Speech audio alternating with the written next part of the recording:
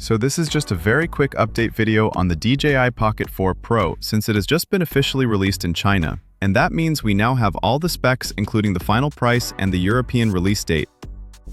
The promotional video highlights the dual lens setup with a 20mm 37 megapixels main and a 60mm telelens that provides up to 12 times digital zoom.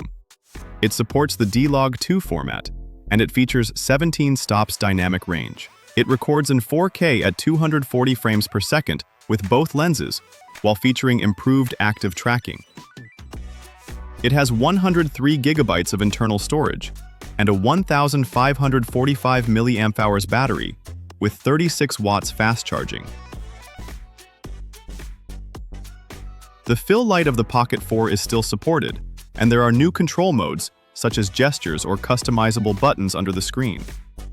The Pocket 4P will come in black and white, at just €700 for the vlog combo, that also includes the frame tap remote and the microphones. Although keep in mind that these prices are directly converted from the Chinese ones, so I would say it will be priced at roughly €100 more. It might still be cheaper than the Luna Ultra though, especially in the standard combo.